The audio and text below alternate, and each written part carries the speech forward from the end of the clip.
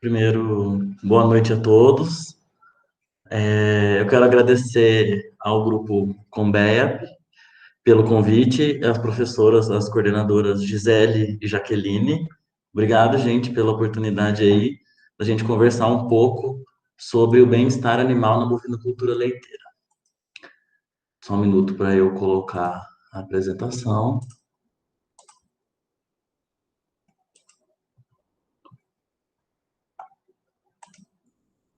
Tá aparecendo aí para vocês? Tá, sim. Tá tudo certo. Beleza. Então, como o Igor falou, eu sou o Caio, sou zootecnista aqui pela Unesp FCAV, né, o campus de Jaboticabal, e atualmente eu faço meu trabalho de mestrado junto ao Inobil Manera, o grupo de inovações em tecnologias, inovações em conforto térmico e bem-estar animal. A pedido do grupo, eu vou falar sobre o tema de bem-estar animal na bovinocultura leiteira. E eu dividi a apresentação em três grandes partes. Uma primeira parte, nós vamos falar sobre o histórico do bem-estar animal e a evolução do conceito, né, do bem-estar animal. Uma segunda parte, nós vamos conversar sobre o bem-estar animal em alguns pontos da cadeia produtiva da bovinocultura leiteira. E, no final, vou conversar com vocês aí, falar para vocês um pouco do que nós estamos fazendo aqui em Jaboticabal, no nosso laboratório. Então, vamos lá.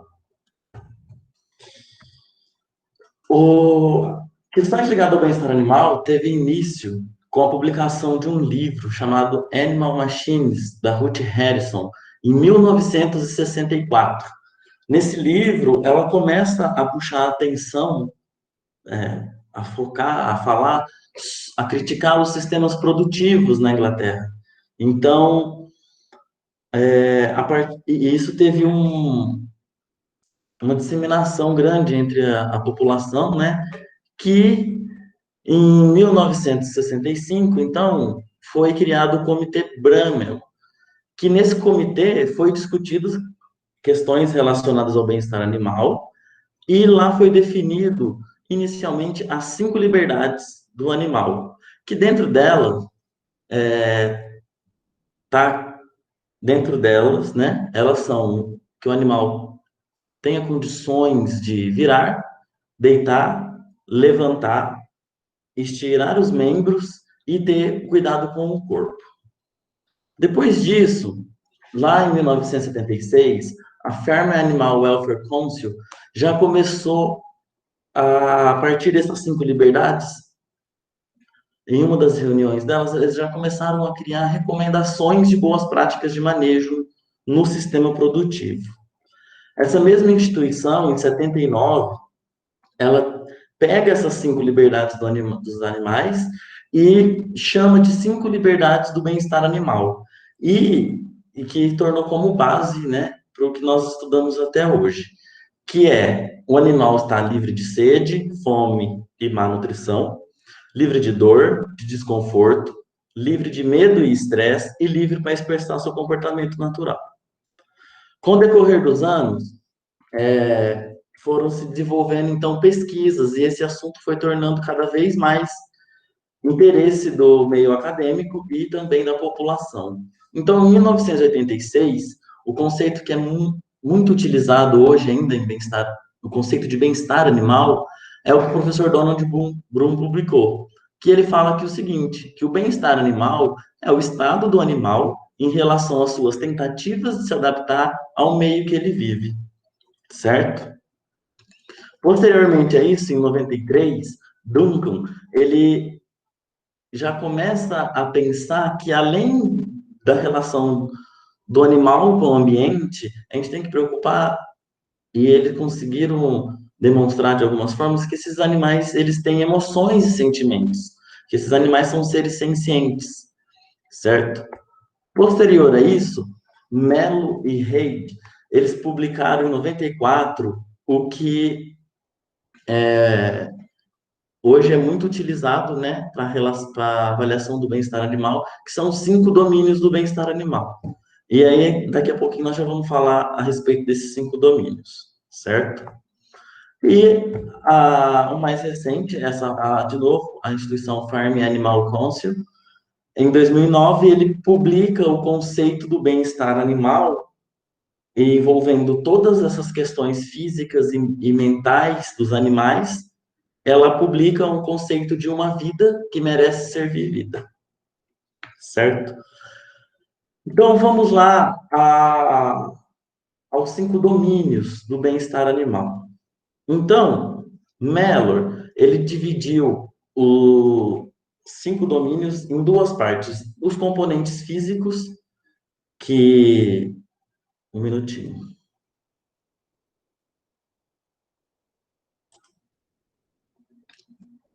Não está aparecendo a seta aí, né? Bom, o domínio número 1, ele colocou como o domínio da nutrição. Ou seja, dentro desse domínio existem vários desdobramentos, mas os principais estão aqui nesse esquema. Dentro do domínio da nutrição, é interessante nós avaliarmos para ver a condição que esse animal se encontra com relação à privação de alimento, privação de água, desnutrição, certo?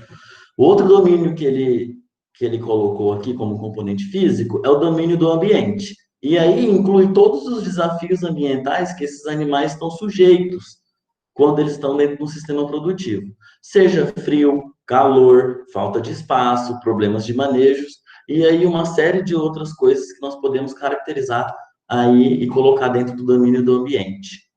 O terceiro domínio é o domínio relacionado à saúde. Então, dentro desse domínio, nós vamos avaliar como que está a questão de doenças, ferimentos e comprometimentos funcionais desses animais dentro do sistema. O domínio 4, que é muito importante também, é o domínio do comportamento. E dentro do domínio do comportamento, é interessante avaliar, a prestar atenção com relação a restrições comportamentais e das interações que esses animais podem ter. Certo? Então, esses 4 fazem parte dos componentes físicos do que para nós conseguirmos identificar o status de bem-estar desse animal. E aí ele inclui o componente 5, o domínio 5, que é o componente mental. Então, os estados mentais, que são estados, sensações e emoções que os animais podem sentir, que eles sentem. Então, fome, sede, dor, debilidade, solidão, ansiedade, frustração, depressão, desesperanças, e dentre uma outra série de domínios mentais que esses animais podem sentir, né? Então, a partir desse conceito aí, dos 5 domínios e das 5 liberdades do bem-estar animal, no decorrer do tempo, desenvolveram-se protocolos para se avaliar o status de bem-estar desses animais. Dentre os principais, eu trouxe esse aqui, que é o Welfare Quality, e esse aqui é especificamente para vacas leiteiras. O Welfare Quality, ele faz praticamente a subdivisão ali dos domínios, né? Então, com relação à alimentação, a alojamento, a saúde, comportamento. E dentro de cada um desses principais, ele desdobra em 12 outras critérios de avaliação. E também já classifica como você pode avaliar. Esse sistema aqui do Welfare Quality, por exemplo, eles mesmos comentam que é um sistema base e que dentro de cada critério desse, a gente pode adaptar e desdobrar mais conteúdos, né, para ter uma avaliação mais precisa, certo? E aí, o que tem hoje, assim, que eu conheço, mais atual com relação à avaliação do bem-estar animal de bovinos leiteiros, específico, é um que chama Carl Sagan, certo? Que é um guia para você fazer a avaliação dos seus animais. Ele também é uma tabela que você vai atribuindo notas e no fim você consegue ali estimar, né? Consegue ter o status de bem-estar dos animais na sua propriedade. E também esse aqui que foi bem recente, acho, do consórcio leiteiro, né? Que é um protocolo de bem-estar para o setor leiteiro e específico em vacas em lactação. Pois bem, O bem-estar animal, ele está inserido em todas as fases do processo, né, do sistema produtivo da bovinocultura leiteira. Desde a bezerra, quando nasce, até essa bezerra se desenvolver, entrar no estágio reprodutivo e então parir e entrar em lactação, né, no estágio produtivo. Então, eu vou tentar com vocês aqui a gente falar de alguns pontos principais dentro dessas fases do ciclo produtivo da bovinocultura leiteira. Então, eu vou começar aonde deve-se uma atenção especial e aí vamos considerar que começa, então, a produção leiteira, que são os cuidados com os bezerros, ou com as bezerras. Dois pontos extremamente fundamentais na criação de bezerros estão relacionados nos primeiros dias de vida deles. E quais são eles? É a colostragem e a cura de umbigo. A colostragem, ela é extremamente importante porque as bezerras nascem e até os 28 dias de idade, mais ou menos, elas não têm o sistema imunológico completamente desenvolvido. E faz necessário, então, que elas ingiram uma quantidade de colostro, porque através do colostro nós vamos fornecer uma imunidade, elas vão adquirir a imunidade passiva. E esse colostro, ele deve ser preferencialmente ministrado, oferecido a essas bezerras em até 6 horas após o nascimento. Em até 6 horas, porque é o período que ela tem maior absorção das imunoglobulinas, que são o que vão transferir a imunidade passiva para as bezerras. O ideal também é que essa bezerra ela consiga ingerir entre 10 e 15% do seu peso de nascimento, para poder ter uma ingestão completa e ela ficar confortável, certo? Após a colostragem, outro ponto extremamente importante, então, que eu comentei, é a cura do umbigo. Por que a cura do umbigo é uma coisa importante? O umbigo, ele é a porta de entrada para o organismo do bezerro, certo? Então, ela exige ali um cuidado muito grande, porque algumas doenças e algumas contaminações que eles podem ter ali pode afetar o resto da vida desse animal, ou mesmo levar ao óbito enquanto é bezerro. Então, recomenda-se que o umbigo tenha pelo menos 4 dedos, tenha assim, até 4 dedos de comprimento. Você põe a mão na barriga do bezerro, mais ou menos 4 dedos. Se ele for muito grande, aí você mede e corta. Se ele for pouca coisa de diferença, pode deixar e faz a imersão. Colocar o umbigo do bezerro dentro de um recipiente com solução de iodo a 10%, por pelo menos 30 segundos. Tá vendo aqui na foto que dá até para identificar que na barriga do bezerro tá manchado com iodo? O ideal é que fique assim mesmo, que você está conseguindo fazer com que o iodo atue em todo o umbigo, né, naquele resto do cordão umbilical e no umbigo. Que o iodo vai fazer o quê? Ele vai secar, né, vai ajudar a secar até que esse umbigo caia sozinho. Até que esse umbigo caia, o ideal é que você faça a cura dele com a imersão completa, volto a frisar, pelo menos 2 vezes ao dia, certo? Então, depois que nosso bezerro nasceu, você fez a colostragem, a cura do umbigo, e aí vem um ponto também que eu acho muito importante na bovinocultura leiteira, que é o aleitamento.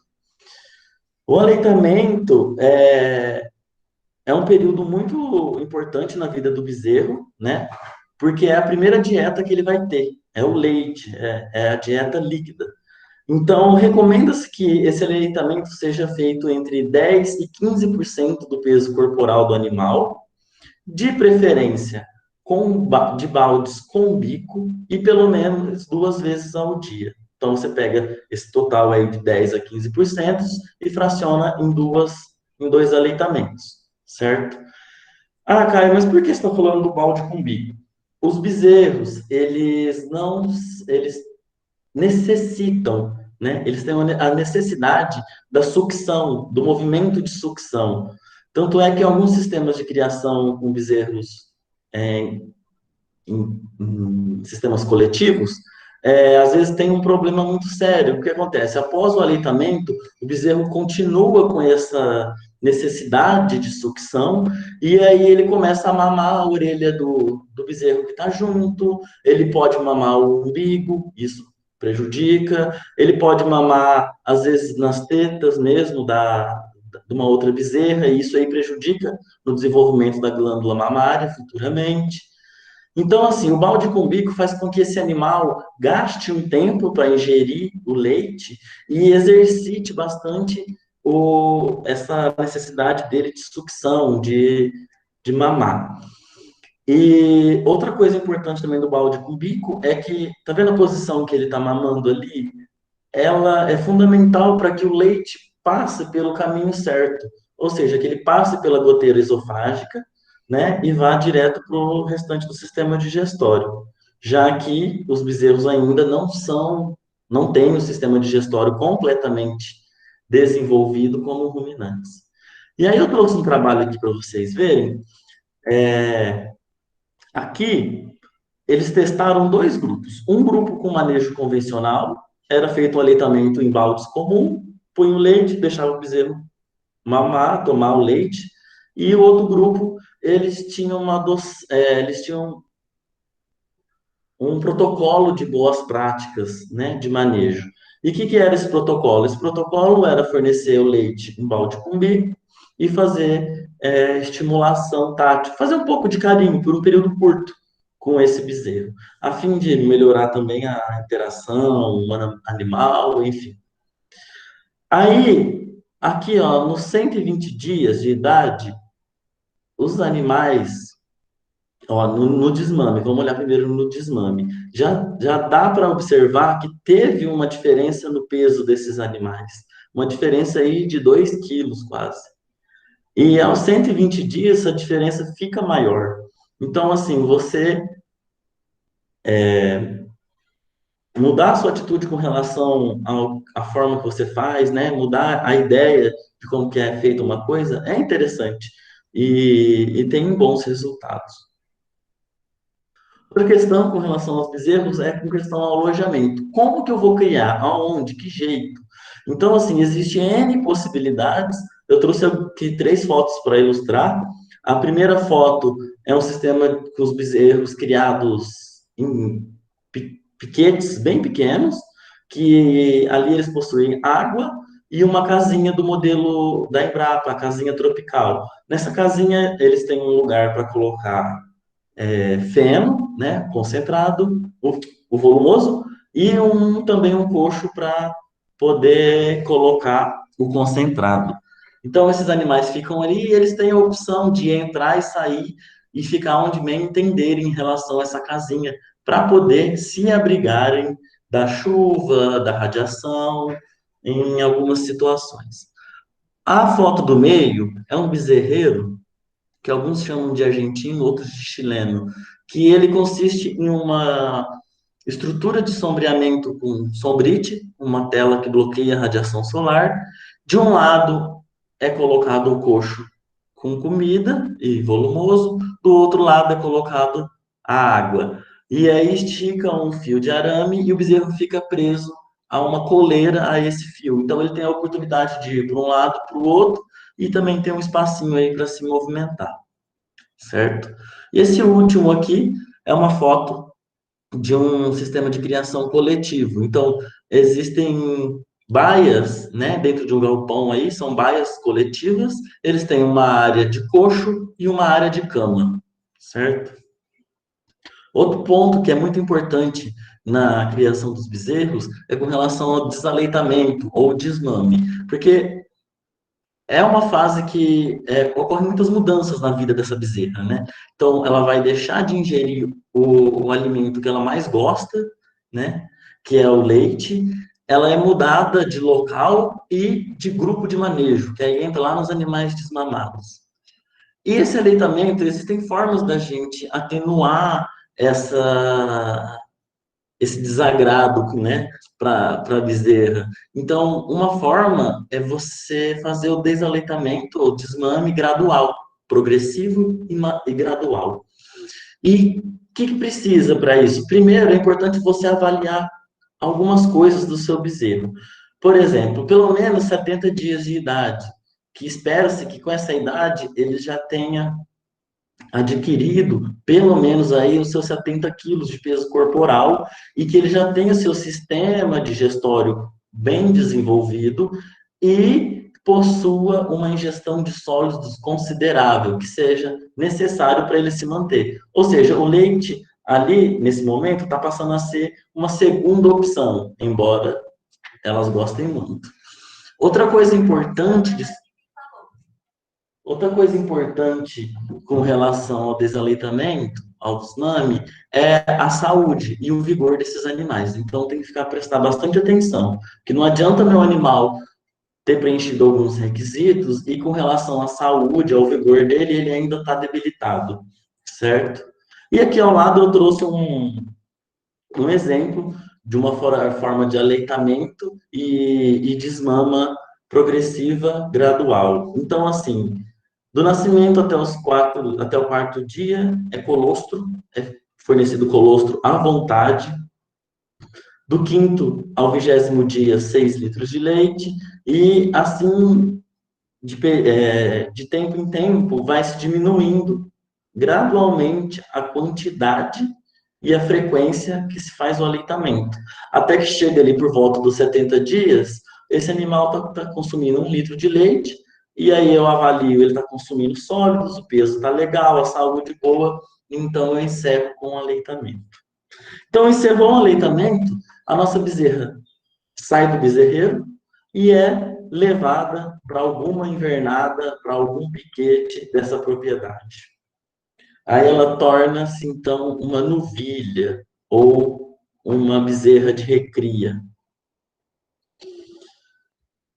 Eu procurei algumas coisas relacionadas a novilhas e pouco se encontra com relação ao bem-estar delas. O que é priorizado nessa época, né, nessa fase da vida das novilhas, é que elas tenham uma alimentação adequada, certo? Que seja fornecida uma quantidade de concentrado para elas, diária, e o volumoso. O volumoso pode variar dependendo do sistema produtivo. Pode ser o pasto, pode ser silagem, feno, e enfim, várias.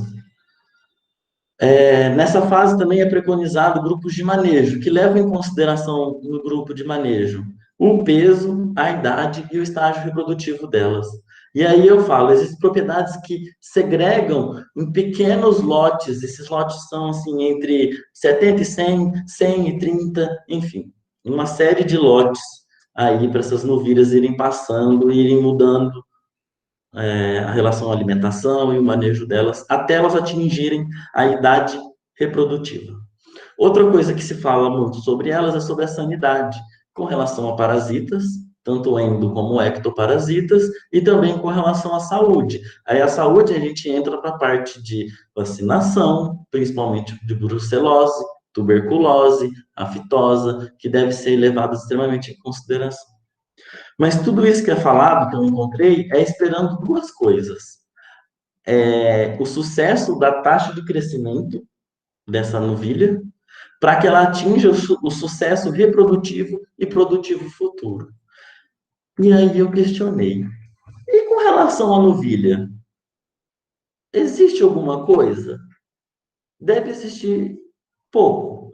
E com relação às interações sociais, essas mudanças em grupos de manejo, não é interessante? Como que essa novilha reage a isso? Sabe? Porque as vacas, os ruminantes são animais gregários, eles estabelecem uma hierarquia, eles demoram um tempo para estabelecer uma hierarquia entre eles. E ficar mudando de lote constantemente, isso deve afetar de alguma forma a vida dessa novilha. Relação humano-animal. Enquanto ela é bezerra, ela tem contato com o ser humano todos os dias. E aí, de repente, esse vínculo é cortado, ela vê uma vez ou outra, ou muito rápido, enfim, é quebrada essa relação. Como que isso vai impactar depois? Quando essa novilha volta a ter uma relação com o ser humano?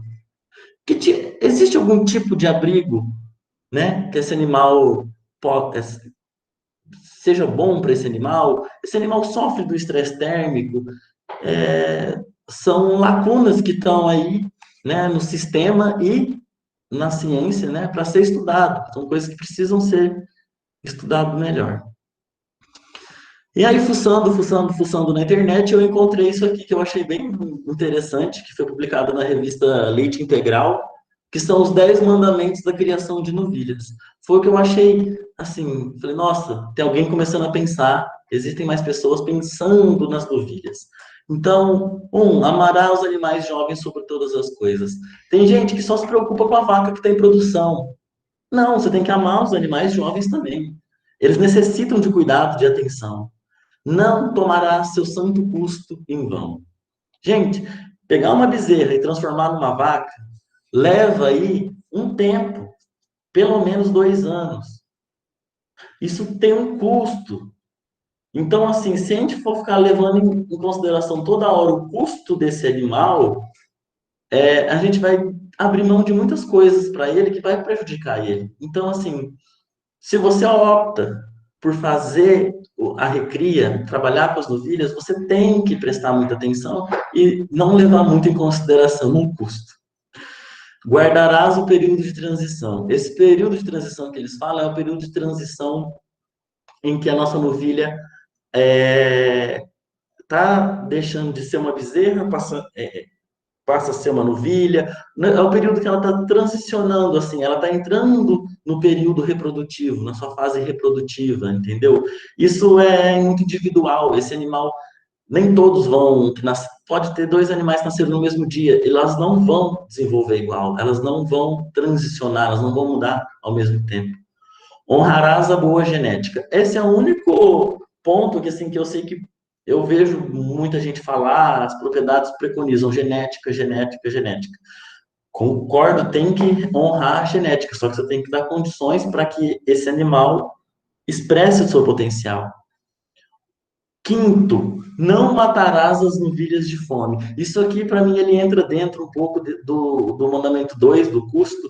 Então, assim, às vezes na missão de reduzir custo, você reduz alimento, por exemplo, tira o concentrado, ou então coloca elas para comer, para fazer um sistema rotativo, por exemplo, as vacas comem, coloca elas para fazer rebaixamento de pasto. Enfim, existe uma série de coisas. E tem que ficar muito atento ao desenvolvimento dessas novilhas, porque se ela ficar subnutrida, ela vai ter vai ser prejudicada lá na frente. Não pecarás contra a sanidade. Manter a sanidade de casco, na saúde mesmo desse animal, com relação a doenças, principalmente após o desmame. Elas ficam muito frágeis, susceptíveis, são muitas mudanças ocorrendo na vida delas e no sistema todo. Não roubarás na idade ao primeiro parto. Isso aqui muitas pessoas acham, eu gosto de falar que tem que levar em consideração quando encontra a maturidade zootécnica com a maturidade fisiológica. Então, que são coisas diferentes. A maturidade zootécnica, eu diria, o animal tem que estar pesando aí de uma raça média em torno de 250 a 300 quilos, já está apta a ter uma gestação. E a fisiológica? A fisiológica é quando ela demonstra o primeiro cio. Só que às vezes o primeiro cio ela é uma bezerra pequena. Então, assim, não queira melhorar seu índice de idade ao primeiro parto fazendo com que a sua novilha emprenhe mais cedo. Espera a hora certa. Não levantarás falso testemunho de que as novilhas não têm mastite e problemas de casco. Gente, não adianta querer enganar. Elas estão passíveis disso. A mastite, ela é ela é decorrente de uma contaminação, uma inflamação, uma contaminação no úbere da vaca que desenvolve a mastite.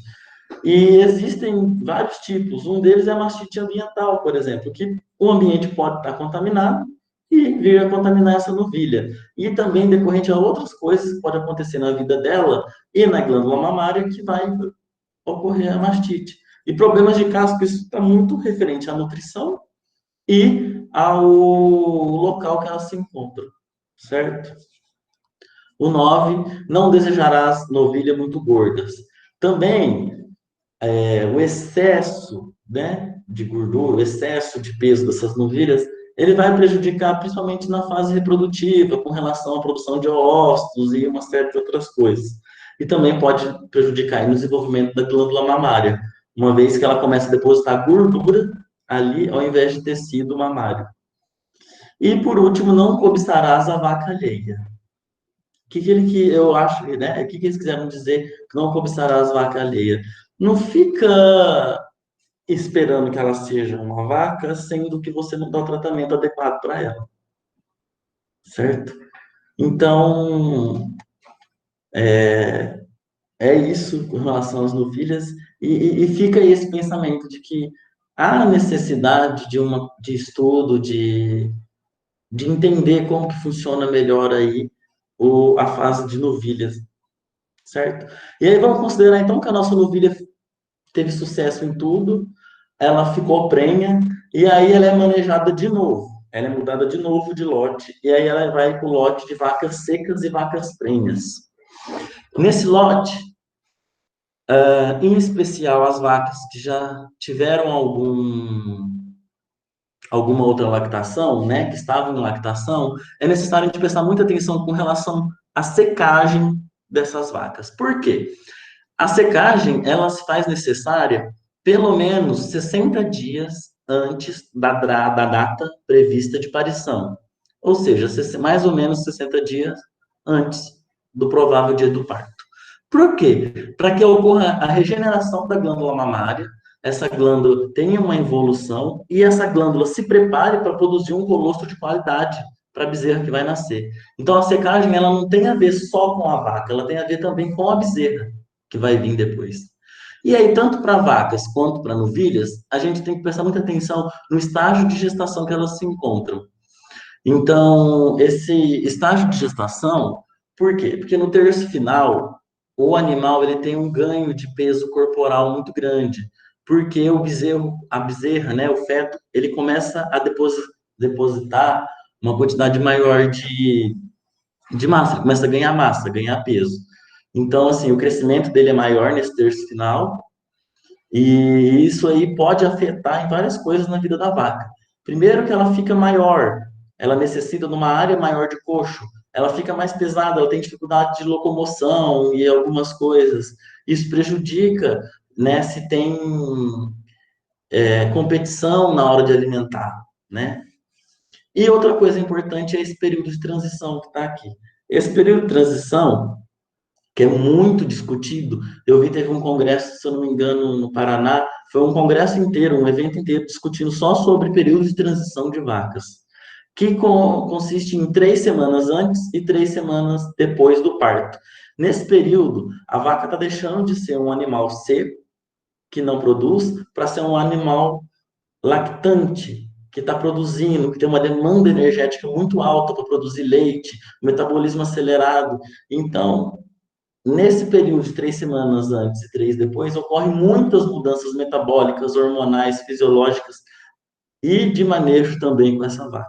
Então, é um período muito cauteloso, muito importante na vida da vaca. A alimentação nesse tempo é indicado que o quê? A gente forneça as vacas, principalmente quando elas estão ali no terço final, né, e no período de transição, ofereça a dieta que elas vão receber no período de lactação, para que os organismos, os micro-organismos do rumen comecem a se adaptar, a vaca se adaptar à dieta. E essa alimentação, ela deve ser observada e monitorada através do score de condição corporal, que numa escala aqui, ó, embaixo de 1 a 5, o ideal é que a nossa vaca esteja entre 3 e 4 no dia do parto. Por quê? Se ela estiver muito gorda, se estiver no score 5, ela pode ter algumas dificuldades no momento do parto, né? Isso pode prejudicar ela. Se ela está no score 2, 1, ela está muito magra e ela sente muito mais, ela fica muito mais suscetível ao balanço energético negativo. E o que é esse balanço energético negativo? Bom, nesse gráfico aqui, ele foi colocado considerando o intervalo de partos de 12 meses. Então, no eixo X, né, embaixo, são 12 meses. E no momento zero ali é considerado o parto. Chega nesse momento, tá vendo a linha contínua? Essa linha é a produção de leite. O que que acontece? Ela tem uma fase ascendente.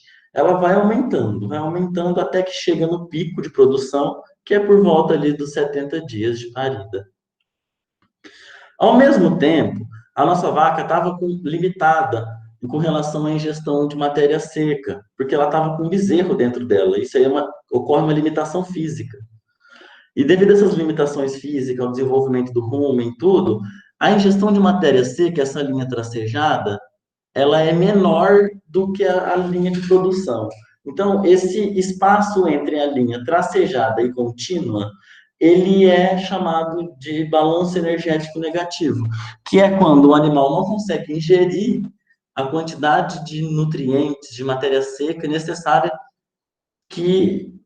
para produzir o que ele está produzindo. Então, o que acontece? A linha pontilhada mostra aí o peso corporal. Ela tende a ter uma perda no peso corporal. E aí, no decorrer da lactação, ela deve recuperar isso. Então, assim, o score, a vaca que pariu no score 3, ela vai cair para um score 2, às vezes, 2,5. Se ela está no score 4, que seria o ideal mesmo, ela chega a cair ali, ela fica bem mais próximo do score 3, certo? E nesse parto, como que é o parto da vaca? É, existe alguma coisa assim interessante com relação ao parto? Existe. E é muito importante para ela. Na hora do parto, né, no dia do parto, elas tendem a se distanciar do rebanho. Elas tendem a procurar um local isolado. Se elas estiverem a pasto, elas vão procurar alguma árvore ou um arbusto, um lugar que tenha um solo seco e macio para elas parirem. Elas preferem ficar assim, isoladas. E nesse período nesse período de transição, né, dos nossos animais lá, das vacas secas e prenhas até o parto, no geral, né, eu acredito, elas ficam a pasto. E se for em sistemas confinados, que tenham instalações, né, enfim, barracões, qual que é a condição que elas ficam? As pessoas preocupam com o estresse térmico, com alguns outros fatores, além desses daqui, para essas vacas? Aí, nesse sentido, principalmente com relação ao estresse térmico, e ele vai ter um impacto no parto, vai ter um desempenho diferente. Nesse sentido, um pessoal lá nos Estados Unidos fizeram um trabalho que foi o seguinte: deixaram as vacas criadas normal, né, que seria esse grupo aí, estresse térmico, e outro grupo de vaca, elas foram resfriadas durante esse terço final da lactação. E aí, olha que eles encontraram que legal de resultado. As vacas que foram resfriadas, elas pariram bezerros mais pesados.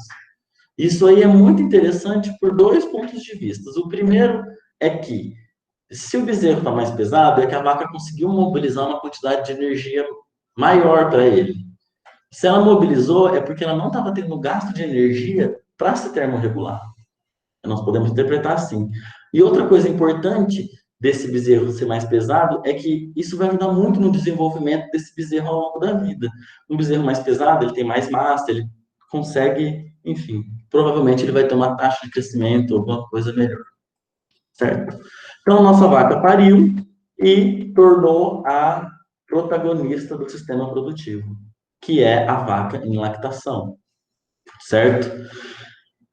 Desde quando ela é uma bezerra, até chegar aqui, e principalmente aqui nessa fase, elas são extremamente rigorosas contra a rotina.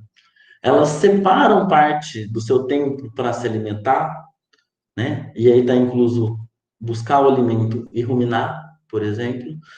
Elas deixam parte do tempo para descansar, para ficar deitada, sem fazer nada, ócio. E elas deixam também parte do tempo delas para fazer outras atividades, para andar, enfim, fazer outras coisas. E dentro dessa rotina delas, principalmente das vacas em lactação, óbvio, existe um ponto que é extremamente importante, que é a ordenha. A ordenha, ela é muito importante na vida da vaca, e principalmente que ela seja feita sempre pelas mesmas pessoas, nos mesmos horários, que ela seja criteriosa quanto a isso. E no momento da ordenha é necessário que eu tenha instalações adequadas, equipamentos bem calibrados, com a manutenção em dia. Até esse animal chegar à ordenha, também é importante que eu respeite o ritmo dele e dela, que eu respeite o ritmo dela e que não tenha ações negativas durante esse trajeto, porque isso tudo vai influenciar depois na quantidade de leite que ela vai produzir, certo? E aí, quando você chega numa propriedade que está próxima ao horário da ordenha, é comum você ver antes do fosso, antes da sala de ordenha, né? Isso aqui, uma área que nós chamamos de sala de espera. Nessa sala de espera, por exemplo, na primeira foto, esses animais provavelmente devem ser criados a pasto, e eles colocaram aí um sombrite, uma malha que bloqueia uma quantidade de radiação solar. Outras salas de espera pode ter ventiladores, aspersores, ou a combinação dos dois. E aí você pergunta para as pessoas o porquê que é feito isso, e aí eles falam. E aí é o ponto que muita gente estuda, que nós, né, damos uma atenção muito grande, que é sobre é importante por causa do estresse térmico que essa vaca é para ajudar, para melhorar o estresse térmico, o conforto térmico dessas vacas. E aí, então, eu questiono o que é o estresse térmico. Existem muitas definições. E eu, particularmente, eu gosto de pensar no estresse térmico como um fenômeno físico com relação ao calor e à energia. Então, para nós definirmos aqui rapidinho o que é o estresse térmico, se nós considerarmos a vaca como um modelo, né? E aplicar a lei da termodinâmica, a primeira lei da termodinâmica, de transferência de calor, nós vamos ter que esse objeto, esse animal, ele vai ter uma variação de energia acumulada, que é dada pela uma quantidade de energia que entra, menos uma quantidade de energia que sai, e mais uma quantidade de energia que esse modelo nosso aí ele pode gerar, né? E o que é isso aplicado à nossa vaca? A energia que entra são as formas que ela troca calor, que ela pode ganhar calor do meio. Então, ela pode ganhar calor por condução, por convecção, por radiação de ondas curtas, que é a que vem direto do Sol, por radiação de ondas longas.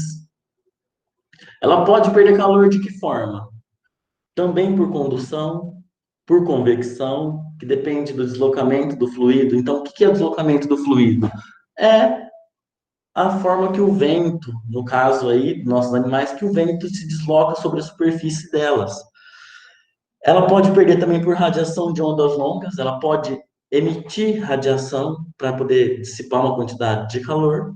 E esses três primeiros aí, esses três que estão em cima, eles são considerados meios de dissipação de calor sensíveis, né? E eles não demandam energia do animal para que aconteça.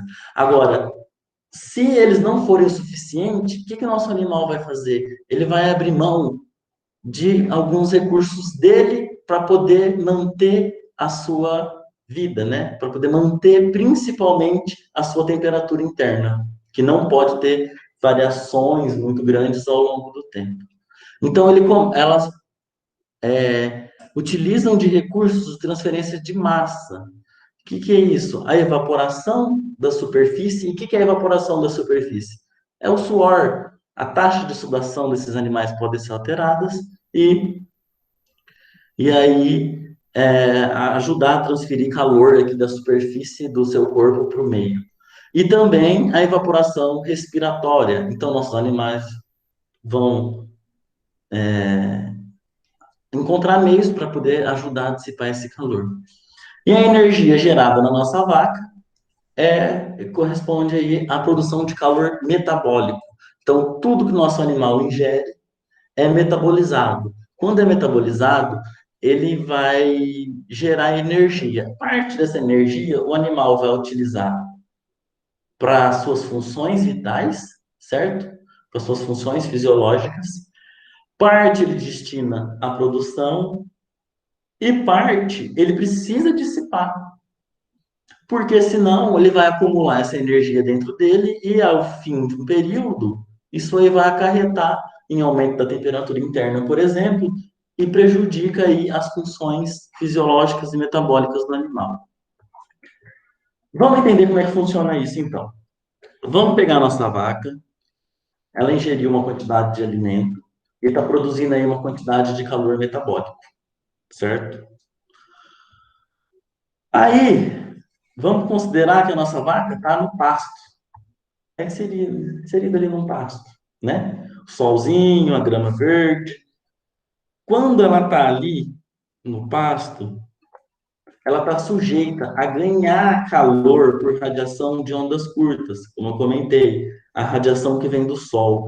Isso aí faz com que, além da produção de calor metabólico dela, ela tem mais a quantidade de energia, né, a radiação solar que está chegando ali.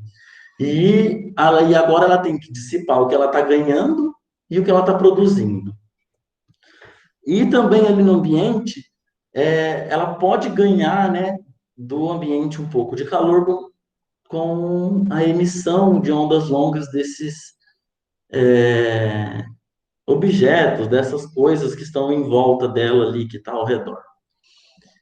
E aí, o que que a nossa vaca pode fazer para dissipar isso aí? Para dissipar toda essa carga térmica que ela está recebendo do ambiente, ela, nessas condições aí de pastejo, né, de pasto, ela pode contar com a convecção, e a convecção depende de um gradiente de temperatura entre a superfície do animal e o ar, e também depende do deslocamento do fluido, ou seja, da velocidade do vento. Então, assim, em algumas condições é favorável, acontece, beleza. Em algumas outras, talvez a convecção não seja tão eficiente. Ela emite radiação, mas a quantidade que ela emite talvez não seja o suficiente para que esse balanço aí tenda a zero, né? Para que essa variação de energia acumulada fique o mais baixo possível. E aí entra os meios evaporativos, que, por exemplo, ela começa a transpirar. Quando ela está transpirando, quando ela está suando, ela está abrindo mão de um recurso que é extremamente valioso para os animais, para todos nós. Ela está abrindo mão da água do seu corpo para poder se termorregular e transportar o calor que está chegando do ambiente e que ela está produzindo. Quando até aí não é suficiente, ela vai e tenta, tenta não, ela vai ter algumas alterações, né, que vão fazer que ela tenha perda de calor pelo trato respiratório. E isso tudo, né, como que acontece? Ah, desculpa, gente. Então, assim, ó, e quando essa vaca está ali exposta, teve um pessoal que fez um trabalho e eles mediram que elas podem absorver até 640 watts por metro quadrado de energia radiante. E aí você pega a produção de calor metabólico aí de uma vaca, de uma Jersey, se eu não me engano, é algo em torno de 150 watts. Então, isso aí é 3 vezes, quase 4 vezes mais a quantidade de calor que ela produz, né? Ela está ganhando do ambiente. Então, assim, é um desafio muito grande. E nesse desafio, esse animal vai fazer alguns ajustes fisiológicos. E quais são eles, por exemplo? Ela vai alterar a frequência respiratória, vai ficar ofegante, ela vai alterar a ventilação, ou seja, a quantidade que entra de ar no seu trato respiratório, para ver se ela consegue jogar para fora mais calor. E quando isso acontece, o consumo de oxigênio dela aumenta, é alterado o consumo de oxigênio e a produção de CO2, né, de gás carbônico. Isso tudo vai está trabalhando a fim de manter a temperatura interna, que mesmo assim, com essa série de ajustes fisiológicos, ela vai ter uma variação. Então, assim, vai mudar a temperatura interna ainda. E também a temperatura de superfície corporal, tanto do pelame, da superfície do pelo, quanto da epiderme, porque ela está ganhando calor, ela está produzindo calor, e isso tudo está interagindo com ela. Além disso tudo, ela também tem alterações comportamentais. E quais são elas, por exemplo? A busca por sombra, ela altera a ingestão de água, ela está gastando mais água para poder aumentar a taxa de sudação, ela precisa de água, ela toma água para poder tentar aliviar, né? Elas começam a passar um maior tempo em pé, e isso é um indicativo de que as coisas não estão legais. Elas passam menos tempo ruminando, então essas duas associadas, lembra lá atrás quando eu falei que ela, dentro da rotina dela, ela separa um tempo para cada coisa? E se ela quebra o tempo dela em ócio, deitada, ou deitada ruminando, isso vai ser prejudicado lá na frente, na sua produção e no seu aproveitamento da dieta ali, da alimentação. E também uma coisa interessante que o pessoal estudou aí, é que ela consegue, se ela não tem opção nenhuma, por exemplo, num pasto de sombra, sombreamento, ela consegue, ela vai procurar um meio dela ganhar menos calor possível do ambiente. Que ela vai procurar um meio que a radiação solar incida na menor área possível do corpo dela. É bem interessante isso aí. E então, uma opção frente a isso, a radiação solar, é alojar minhas vacas, então, em barracões, de alguma forma proteger elas da radiação. E aí existem alguns tipos, né? E aí, dependendo da região, algum tipo de sistema desse aí é mais utilizado do que outros. Então, esse primeiro aí é um freestyle, que elas têm acesso a um coxo e a camas cobertas. Nós podemos observar aí que tem ventiladores para facilitar aí o deslocamento do fluido.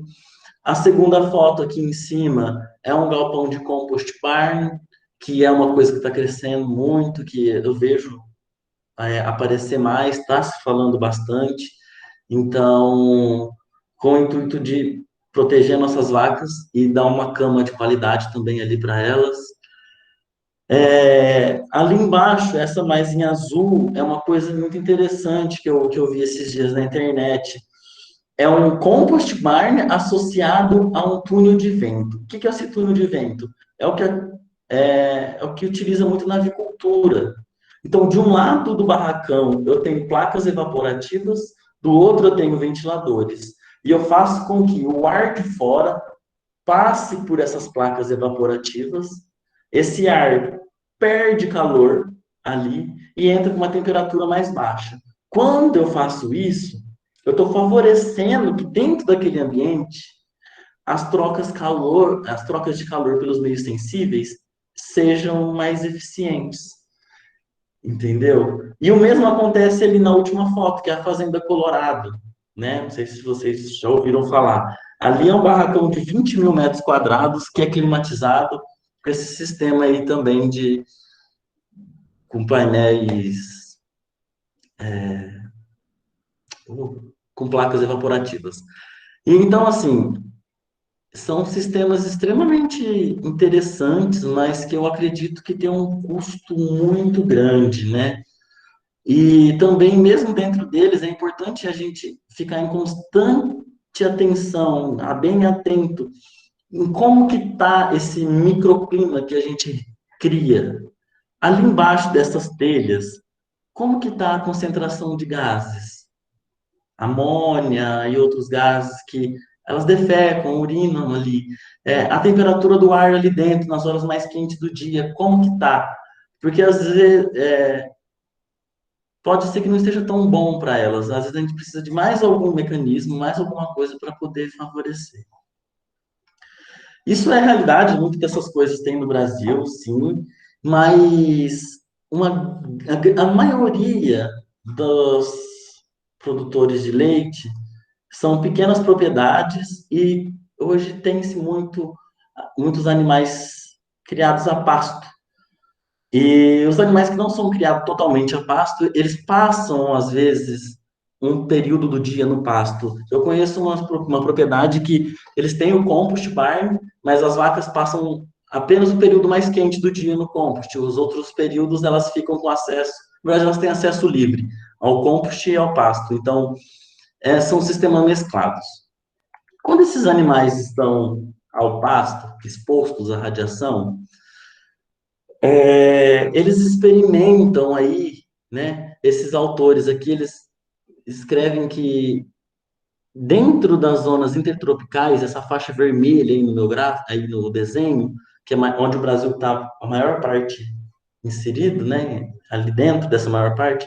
Então, nessa zona intertropicais, esses animais eles experimentam temperaturas do ar acima de 30 graus e uma radiação solar superior a 800 watts por metro quadrado.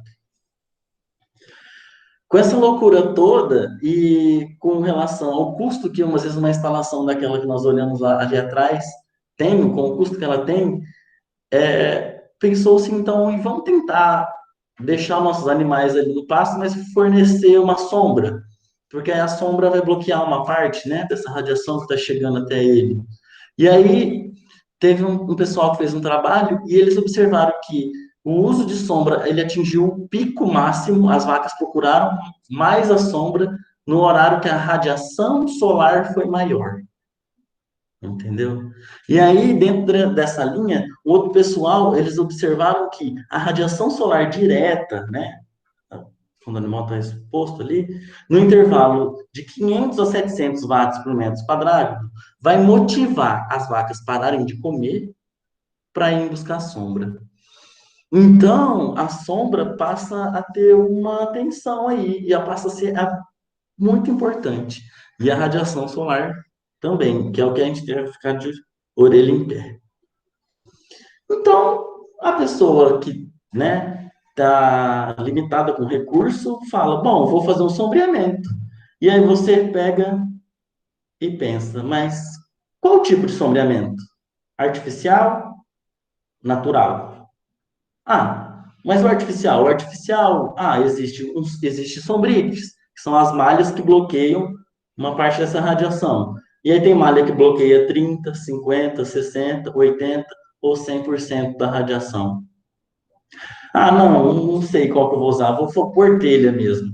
Tá, existem telhas de aço galvanizado, fibrocimento, de barro, de material reciclável, de plástico. Ah, não, vou plantar árvore. Beleza, vamos plantar árvore. Só que na hora que você vai escolher a árvore para fornecer sombreamento para os seus animais, você tem que levar em consideração que espécie que eu vou pôr. Como que é o crescimento dessa árvore? É crescimento lento, rápido, médio? Qual que é o tipo de copa? Qual que é o tipo de sombra que essa árvore vai fornecer para os meus animais? Entendeu? Então, assim, vamos supor, são muitas questões a ser levadas em conta na hora de fornecer o sombreamento para os animais. Aonde eu vou colocar essa sombra? Que jeito? Que tamanho que eu devo fornecer? Qual o tamanho mínimo, o máximo? Qual é o ideal? Aonde eu vou colocar? Qual a posição? Qual a orientação? E é viável ou não? Meus animais vão usar? Não vão? Qual que vai ser a relação dos meus animais à estrutura de sombreamento que eu vou fornecer para eles? Eles vão identificar como sombra? Sei. São tudo questões que devem ser levantadas na hora de se planejar um sombreamento para os animais, certo? E aí, ó, esse trabalho aqui, eu achei que foi o pessoal aqui do laboratório que fez, e é bem interessante. Aqui foram feitos dois experimentos. Eles colocaram, tá vendo o E1 aí no desenho? Esse E1 é a estrutura de sombreamento do experimento 1. Colocaram ela a 40 metros distante do bebedouro e do coxo. Fez a avaliação, teve uma utilização. Aí pegaram essas mesmas estruturas e chegaram bem próximo dos recursos de água e comida, né? Do bebedouro e do coxo. Deixaram a 5 metros, que é aí, ó, que está identificado como E2. O que aconteceu? Eles observaram que durante o experimento 2, os animais passaram mais tempo sob a sombra do que os animais do E1. Isso foi devido ao quê? As estruturas de sombra estarem mais próximas dos recursos de água e comida, do coxo do bebedouro. Então, assim, não é qualquer lugar que eu vou fornecer sombra para os meus animais. Isso tem que ser pensado. Outra coisa que eles observaram, tá vendo aqui, ó, T30, T50, 70 e 100? Isso foi o grau de bloqueio da malha. E eles observaram que as vacas passaram mais tempo sob as estruturas de sombra que proporcionaram 100% de proteção contra a radiação solar direta do que os outros níveis mais baixos. Então, quer dizer que o nosso animal, ele exige um lugar e um tipo de sombra, certo? Aí, você, um assunto que está muito na moda, né? Uma coisa que nós estamos falando aqui hoje é com relação ao bem-estar do animal. Que isso está sendo cobrado, existe uma pressão da população a respeito do bem-estar animal. E, juntamente com ele, está se falando muito sobre sustentabilidade ambiental, econômica, social. Mas vamos pensar na parte sustentável, sustentabilidade ambiental. Se eu juntar os dois, eu consigo ter um retorno financeiro que, na verdade, no sistema produtivo, o foco é ter um retorno financeiro, certo? Será que se eu associar esses três fatores, eu consigo atender meus animais, meu sistema de produção e ser sustentável no meu sistema e ainda ter um retorno financeiro? Bom, pensando nessa linha, o pessoal aqui no laboratório teve a ideia de fornecer sombreamento para os animais com painéis fotovoltaicos. O que são esses painéis? Esses painéis são células que, com a radiação solar, elas vão produzir energia elétrica através da radiação solar. E aí a ideia era saber se os animais iam identificar isso como sombra e ver a qualidade dessa sombra, já sabia que esses painéis iam bloquear 100%, então, bom, se lá no outro experimento as vacas preferiram 100% de bloqueio, pode ser que elas prefiram os painéis aqui também. E aí, inicialmente, ele foi feito com ovelhas, certo? E dentro dessa linha, eu pensei, a bovinocultura leiteira é uma atividade que tem uma demanda de energia muito alta. Os sistemas que utilizam irrigação demandam muita energia. Qualquer propriedade que tenha ordenha mecânica, ele tem uma demanda de energia para que os equipamentos funcionem. Ele gasta energia para resfriar o leite. Se produz a própria ração, faz a mistura, eles gastam energia. Nossa. Se eu coloco um sistema de resfriamento, ventilador, aspersor, eu vou ter um gasto de energia. Então, isso aí é uma das coisas que faz com que o custo de produção na bovinocultura leiteira aumente, né? Seja alto. Aí, pensando nessa linha, e já que deu certo com as ovelhas, nós falamos, uai, vamos tentar isso com vaca. E então surgiu o meu projeto de mestrado, que eu vou falar para vocês um pouquinho do que nós fizemos, tentando associar esses três fatores da sustentabilidade, bem-estar animal e retorno financeiro. Então, no meu projeto, nós estamos aí trabalhando com a agrivoltaica animal, né, que seria a utilização dos painéis fotovoltaicos na produção animal, como uma alternativa sustentável para sombreamento de vacas. E aí, o que nós fizemos? Uai, é comumente utilizado o sombrite, principalmente o que bloqueia 80% da radiação. Colocamos uma estrutura, essa que está mais à direita, mais ao fundo, uma estrutura com a malha de sombrite e uma estrutura com os painéis fotovoltaicos. Aí nós pegamos 6 vacas que estavam secas e 6 vacas que estavam em lactação. E colocamos no piquete aqui do laboratório. Aqui eu trouxe um esquema para vocês. Então, eu tinha 12 animais, eu tinha duas estruturas de sombras diferentes. Observe, próximas aos recursos de alimento e água, certo? E vamos ver como que isso aí, se elas vão identificar os painéis como sombra, elas vão utilizar, com que frequência, como que vai ser? E será que existe diferença na utilização da sombra entre as vacas secas e as lactantes? Então foram as questões que fizeram que esse projeto, né, fosse desenvolvido. Então aí eu trago para vocês como os resultados preliminares aí do meu trabalho do mestrado, da minha dissertação, que o tempo na sombra dos painéis fotovoltaicos foi de 56,66% para as vacas lactantes e 39,48% para vacas secas.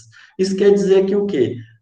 56% do tempo, as vacas lactantes elas preferiram usar a sombra dos painéis. Opa, então isso aí está me indicando que elas identificaram como sombra. Mesmo que uma porcentagem menor, as vacas secas também utilizaram os painéis como sombra. E olha que interessante, tem um valor diferente entre lactantes e secas. Isso aí já começa a mostrar para mim que as vacas lactantes, elas têm uma demanda ou uma sensibilidade maior por uma sombra melhor. E as vacas secas preferem, gostam também de uma sombra boa, mas talvez elas não tenham uma sensibilidade tão grande. Por que as vacas lactantes teriam uma sensibilidade tão grande com relação a isso? Bom, pode ser que é porque a demanda dela, lembra lá atrás quando nós conversamos? A produção metabólica é alta, o metabolismo, quer dizer, é acelerado, ela tem uma produção de calor metabólico, que está demandando ali uma necessidade de dissipar energia. Então, assim, ela já tem uma produção de calor alta. E aí ela encontra um lugar que está fornecendo para ela uma sombra excelente. E aí é muito mais interessante. Porque a vaca seca, o metabolismo dela está ali para manter ela e o feto. Então talvez ela não sinta tanto, né? Ela não seja tão sensível a essa condição. E aí isso é uma coisa, um resultado comportamental, com a parte um pouco mais fisiológica. Nós temos aí esse gráfico. A linha azul é a temperatura da superfície do pelo, né, das minhas vacas quando elas estavam ao sol. A linha verde é a temperatura da superfície delas quando elas estavam sob a sombra do sombrite. E a linha vermelha é é a temperatura de superfície de quando elas estavam sobre os painéis. E aí eu puxo a atenção de vocês. Independente do tipo de sombreamento, a temperatura de superfície dos animais ao sol, elas foram mais altas, atingindo aí um pico perto de 41 graus de superfície. Temperatura de superfície, hein? Quando esses animais vão para a sombra de um sombrite, que está bloqueando 80% da radiação, ela já tem uma queda que o pico ali, ó, a parte no horário mais quente, nos horários mais quentes do dia, ali entre 10 e 16 horas, ela atinge um pico ali de 38 graus. Nós já estamos vendo 3 graus de diferença. E aí, em alguns momentos, a temperatura de superfície dos animais que estavam sobre os painéis é menor ainda do que os que estavam sobre o sombrite. É interessante ela ter uma temperatura de superfície mais baixa. Temperatura da epiderme, bem do pelo ali, abaixo do pelo, da pele do animal, né, do couro, o termo correto é pele, da epiderme. As cores são as mesmas, o azul para o animal exposto ao sol, o vermelho para o animal no painel e o verde para o animal que estava sob o sombrite. E nós observamos o mesmo comportamento. Quando elas estão ao sol, as temperaturas da superfície da epiderme delas são maiores do que quando elas estão em algum tipo de sombreamento, certo?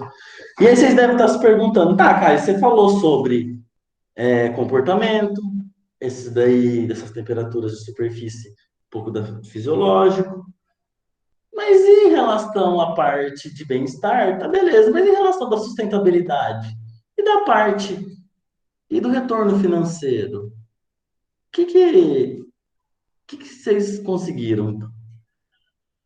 Dentro dos 10 dias de experimento, a parte que eu posso puxar para a sustentabilidade é que a energia produzida pelos painéis fotovoltaicos em 10 dias, ela teve correspondente a uma redução de aproximadamente 10,19 quilos de gás carbônico, de CO2 para o ambiente.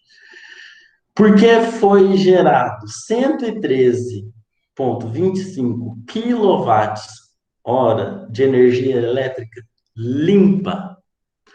Essa mesma quantidade de energia, se fosse oriunda de queima de combustíveis fósseis, ela estaria jogando na atmosfera 10,19 quilogramas de CO2. Então, aqui nós conseguimos já identificar, principalmente relacionado a essa redução da emissão de CO2, uma parte sustentável interessante. Produção de energia limpa, deixa de emitir uma quantidade de CO2. E essa produção de energia? Essa produção de energia, para poder mostrar onde ela entra aí no retorno financeiro. Nesse gráfico aqui é daquele trabalho que foi realizado com as ovelhas, mas esse gráfico mostra nas barras cinzas a produção de energia ao longo de um ano daquele módulo de painéis fotovoltaicos. Dentro de um ano, a produção de energia variou entre 0,3 e 0,6 megawatts por hora. Só para ter uma ideia, a produção de energia dos painéis, ela supre o laboratório em torno de 30%, 30% e 40% de energia do nosso laboratório aqui, que tem uma série de coisas. Produzir energia com o painel fotovoltaico, o que eu posso fazer? Existem duas opções. Uma opção é você ter um sistema que você armazena essa energia e utiliza ela, tem baterias, enfim, um sistema. E o que nós fazemos aqui, que é injetar essa energia na rede. E quando eu injeto ela na rede,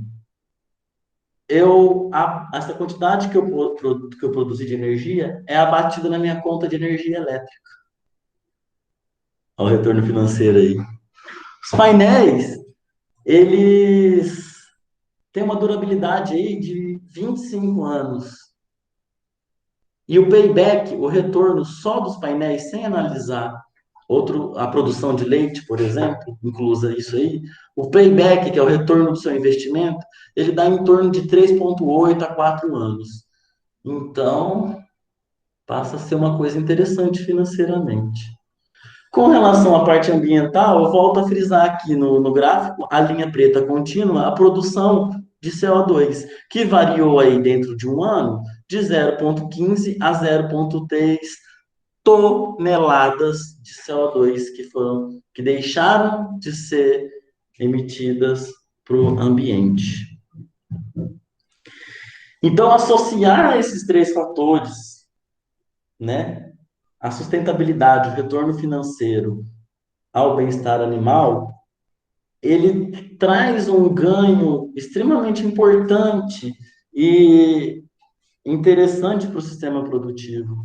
Uma vez que também hoje já em alguns estados já existem linhas de créditos para financiamento de projetos como esse. Então passa a ser uma coisa que bem interessante no sistema produtivo, que nós estamos estudando ainda um pouco mais aqui no laboratório para poder tornar isso aí público, né? Então, eu finalizo a minha apresentação com algumas considerações com relação ao que eu falei aqui para vocês. A primeira consideração que eu gostaria que vocês levassem, na primeira mensagem, é que o bem-estar animal ele é importante em todas as fases produtivas, independente de ser bezerro, ser vaca em lactação. Nesse período aí, é importante que seja levado em consideração. A adoção de boas práticas é benéfico para todo o sistema. Você ter uma mudança de atitude referente ao sistema, a forma que é feita as coisas, ela vai trazer um benefício não só para o animal, mas também para você que está fazendo aquilo. Porque a gente tem que pensar que aquele animal, desde 1993, está sendo falado ali, ó, se não tiver coisa antes, aqueles animais, eles provam de emoções e sentimentos. Então a gente tem que pensar no bem-estar animal com relação ao indivíduo que está ali, certo? E outro ponto que eu gostaria também que ficasse gravado é que o bem-estar animal ele está associado à sustentabilidade. Existem, se vocês entrarem em sites de certificadoras, que aí é outro assunto para a gente conversar, que certificam com relação ao bem-estar animal, vocês vão poder ver que muita das coisas está atrelada à sustentabilidade, seja ela social, ambiental ou econômica. E que essas mudanças de atitudes, elas vão fazer a diferença na vida dos animais. E eu termino a minha apresentação com uma mensagem. Faça a vida das suas vacas valer a pena a ser vivida. Faça com que o período que essa vaca, essa bezerra, essa novilha, essa vida que surgiu no seu sistema produtivo, que ela vale a pena até o fim. Né? É isso, gente. Muito obrigado. Eu estou aberto aí a perguntas. Se precisarem de alguma coisa, um material, alguma coisa, pode entrar em contato comigo por e-mail que está aí na tela. E é isso aí.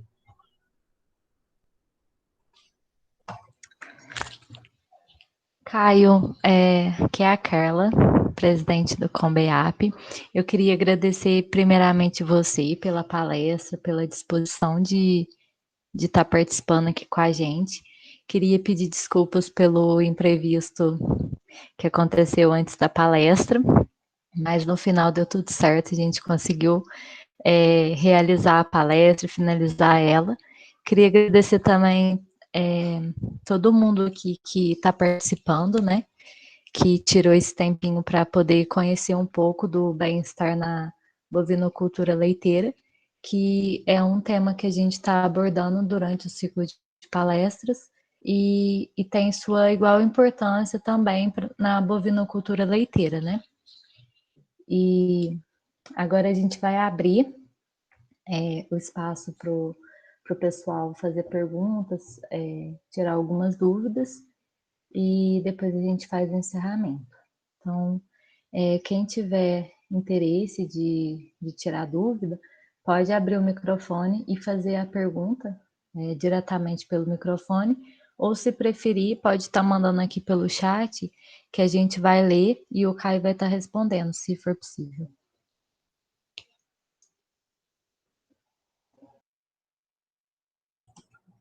Carla, obrigado aí pelo convite. Falar de vaca para mim é sempre um prazer. Eu adoro, é um assunto que se deixar, eu fico falando horas e horas e horas. E assim, confesso que foi muito difícil montar a palestra porque eu tinha vontade de falar muito mais coisas e coisas e coisas. E o tempo é limitado, eu acho que eu até passei um pouco do tempo, mas eu agradeço aí a oportunidade, né, de conversar com vocês a respeito disso aí um pouco. E podem mandar as perguntas, pessoal. Imagina, quando o assunto é interessante, vai dando pano para manga, né? Então, vou começar aqui com a pergunta do Igor, né? Primeiramente, ele agradece, obrigado pela excelente palestra. Como foi citado, as vacas têm que ciclo de ordenha muito rigoroso. E como citado, é recomendado a vaca ser ordenhada sempre pela mesma pessoa. Em algumas fazendas, a ordenha é automatizada, e com isso a vaca não é ordenhada por pessoas. Isso pode causar algum estresse no animal e, consequentemente, uma queda na produção de leite. Gostei, legal. Igor, duas coisas. Eu acho que você está se referindo a propriedades que tenham ordenhas robóticas. O que acontece com a ordenha robótica? A ordenha robótica, os animais são condicionados a irem na máquina por duas coisas. Primeiro, pela oferta de concentrado. Porque a ordenha robotizada, ela é interligada num sistema, esses animais possuem identificação, né? Ou colares, pedômetros, alguma coisa. Quando esse animal entra, é fornecida uma quantidade de concentrado para ele ali, enquanto é feita a ordenha. Outra coisa que condiciona o animal a ir para a ordenha, né? A ir na máquina para ser ordenhado, é que o alívio, ela associa ela ir para a ordenha o alívio da pressão intramamária, certo? Então, eu vi um trabalho sobre a utilização de ordenha robótica. O que que acontece? Vacas de alta produção, elas, por exemplo, em propriedades com vacas, né, de alta produção, fazem duas ou às vezes três ordenhas. A média de uma propriedade, ela aumentou para 3,8 ordenhas por animal. Ou seja, as vacas começaram a frequentar a ordenha, o robô, né, para ser ordenhada, para no momento que elas se sentiam incomodadas com a pressão intramamária ou então que elas queriam o concentrado. Então, assim, a produção acabou que aumentou, conforme aumentou o número de ordenhas, porque tem até um gráfico que cruza as informações de pressão intramamária e ejeção de leite. Então, assim, na medida que a pressão intramamária vai subindo, a ejeção, né, a produção de leite, ela vai caindo. Então, tem um ponto ótimo. Esse ponto ótimo é estimado entre 12 horas. Mas a vaca de alta produção pode ser que ela não espere, as vacas pode ser que elas não esperem chegar nesse ponto ótimo, né? Intervalo de 12 horas entre uma ordenha e outra. A hora que aquilo começa a causar um incômodo, ela já vai procura o robô para aliviar e para comer. Então, assim, ele não acaba que não tem uma queda, você consegue um ganho na produção. E elas ficam muito livres para ser ordenhadas ao horário que elas quiserem. Então, elas criam a própria rotina.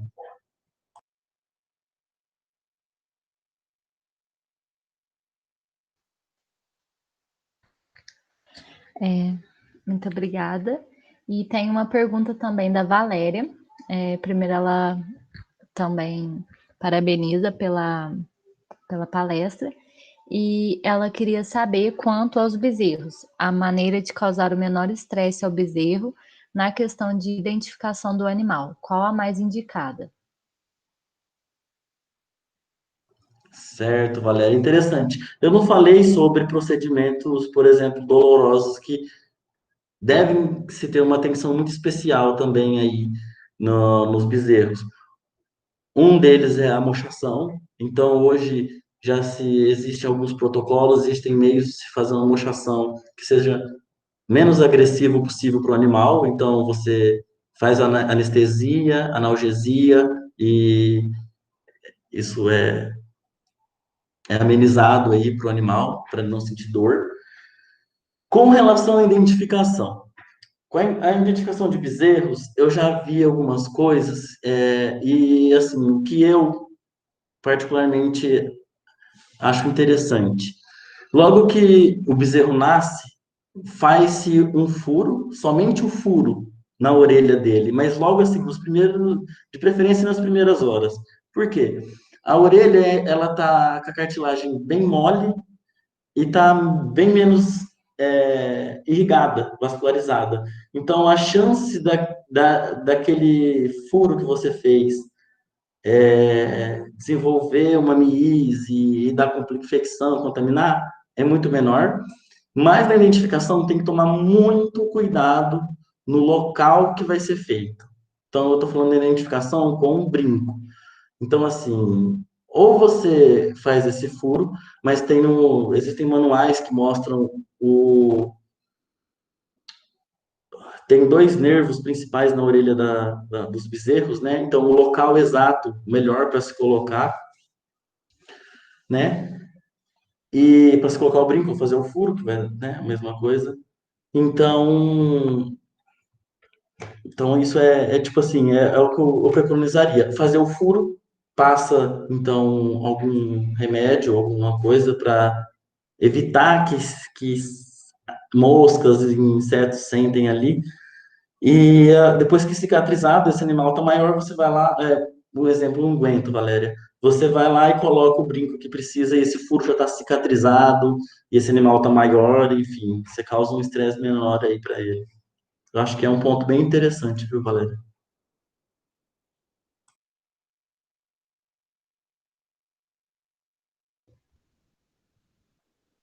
Aí, dando sequência, a Cíntia, ela parabenizou a palestra aqui para cima, parabenizou a gente também. Muito obrigada, Cíntia. E ela gostaria que você comentasse um pouco sobre o bem-estar em sistemas de produção de bovinos de leite do tipo convencional e orgânico, os sistemas. Nossa, ótima pergunta, Cíntia. Daria para a gente conversar uns 2 dias sobre, eu acho, se for levar cada ponto em consideração. Mas, assim, eu fiz estágio numa propriedade de sistema orgânico. Meu estágio obrigatório, né, curricular, foi numa propriedade orgânica. E durante a graduação eu fiz também um sistema convencional. A minha opinião sobre o bem-estar, eu acho que é isso, na forma que ele é levado, né, da forma que ele é considerado dentro desses dois sistemas distintos. Pela experiência que eu tive no sistema orgânico, por toda a filosofia da produção orgânica, o bem-estar desses animais, ele é bem levado em consideração durante todos os procedimentos e manejos que é feito com os animais.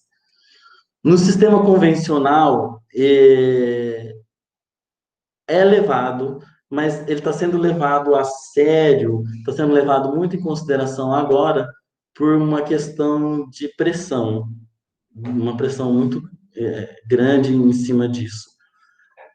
Mas no quesito de, ai, as coisas que eu falei, por exemplo, hoje na palestra, elas servem para os dois sistemas, né? Tanto para o orgânico quanto para o convencional. Só que o orgânico, por ele, por uma propriedade, né, ser considerada orgânica, produtor orgânico, ele passa por uma série de critérios de avaliação para ter a certificação de orgânico. E dentro do orgânico, o critério de bem-estar animal está inserido ali, ele está dentro dos critérios para ser uma produção orgânica.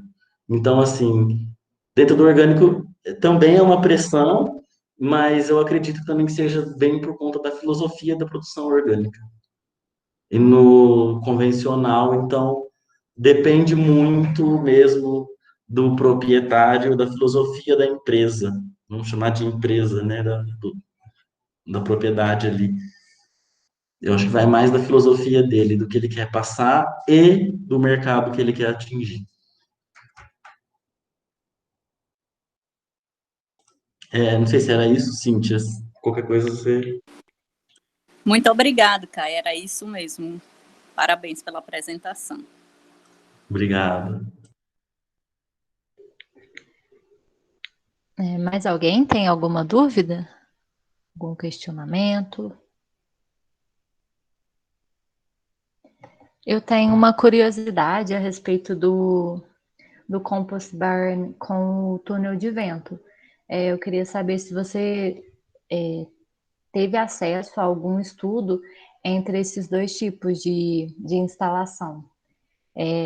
Quais são as principais diferenças assim, em relação aos efeitos no animal? Porque se você pega um aviário convencional e um aviário do tipo túnel, né, com sistema de pressão e tal, a gente vê uma diferença assim muito grande do efeito da instalação sobre o animal.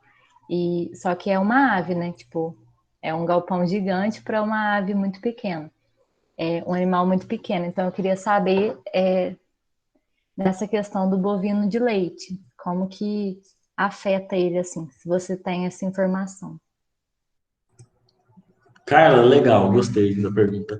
É o seguinte, esse esse túnel de vento que está associado ao compost barn, ou então aquela outra foto que eu mostrei, que é o barracão da Fazenda Colorado, que eles têm um barracão de 20 mil metros quadrados, climatizado, que fica na temperatura ali na média de 21 graus, que é um absurdo. Assim, é uma coisa fora do normal. E a Fazenda Colorado eu conheci. Esse túnel de vento, não, se eu não me engano, ele foi inaugurado em 2020, na Embrapa de Minas Gerais, eu não vou lembrar em que cidade que é, não tenho certeza. Se foi em Minas. Enfim, é um projeto da Embrapa que está em trabalho. A associação desses dois, do túnel de vento com o compost barn. Qual que é o objetivo do túnel de vento na avicultura? O objetivo é fazer com que o animal tenha condições ambientais para ter uma maior dissipação de calor pelos meios sensíveis, ou seja, que esse animal consiga dissipar calor por convecção, principalmente, e por condução. Convecção, condução e radiação. Ele consiga emitir o calor para o ambiente na avicultura. O que acontece no galpão de pressão negativa? Ele diminui a temperatura do ar. Eu não comentei lá atrás que as formas sensíveis de dissipar calor, elas necessitam de um gradiente de temperatura. E aí, quando você tem um túnel de vento, você também aumenta um pouco o deslocamento do fluido, ou seja, você faz com que o ar passe mais rápido pela superfície do animal. Isso acontece no galpão que eu tenho as aves. Se eu considerar a ave e a vaca como um modelo, um modelo com determinado volume, o que muda é a escala. Então, assim, na hora que eu forneço um galpão com um túnel de vento para as vacas, o que eu estou querendo fornecer para elas é a mesma coisa. É fornecer condições para que elas dissipem calor de uma forma que elas não gastem energia. E quando eu faço isso, como eu faço isso? Eu faço isso diminuindo a temperatura do ar, que eu favoreço as trocas, né, dos meios sensíveis. E aí, a energia que ela gastava para poder se termorregular, porque quando a vaca está ofegante, ela tem um gasto de energia. E aí, além dela ter um gasto de energia, olha que interessante, eu não falei lá na apresentação, mas ela diminui a ingestão de alimento. Na verdade, eu falei, quando eu falei que as vacas deixam de pastar para procurar sombra. Então, assim, eu pego meu animal que estava num ambiente que eu não conseguia controlar a temperatura do ar, que é o mais interessante aí, para ter esse gradiente entre a superfície dele e o ar, né? Eu coloco ele dentro desse barracão, é igual eu tô aqui com o ar-condicionado, ó. O ar-condicionado fez o quê? Diminuiu a temperatura do ar, as minhas trocas de calor estão acontecendo pelo meio sensível. No compost barn, tem ainda o efeito da cama. O que acontece na cama? A cama, ela tem que ser removida pelo menos 2 vezes ao dia para acontecer a fermentação aeróbica, né? E também que se ela não for removida, a quantidade de fezes e urina ali e a fermentação vai gerar calor e para uma produção de gases terrível. Então aí, no compost barn normal, utiliza-se de ventiladores para favorecer o resfriamento da cama e também para tirar os gases que é emitido ali pela cama. E aí, quando eu diminuo a temperatura da cama, o que que minhas vacas fazem? Deita. Ela deitou, a superfície dela em contato com outra, as trocas de calor por condução passam a ter uma efetividade aí no seu balanço de energia. Então, assim, Carla, eu não tenho dados para te falar, mas eu posso, assim, te falar com muita certeza que os animais que estão dentro de um ambiente desse, controlado, principalmente a temperatura do ar, a umidade relativa e a concentração de gases, que isso tudo você consegue controlar nessa situação, eles vão ter um desempenho melhor do que um animal que não tenha a temperatura do ar, pelo menos, controlada. Eu não sei se acho que era isso que você me perguntou, não sei. Foi isso mesmo. Muito obrigada.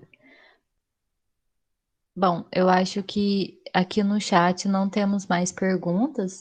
Se alguém quiser fazer alguma pelo microfone, pode ficar à vontade. Senão, a gente já pode encerrar a palestra.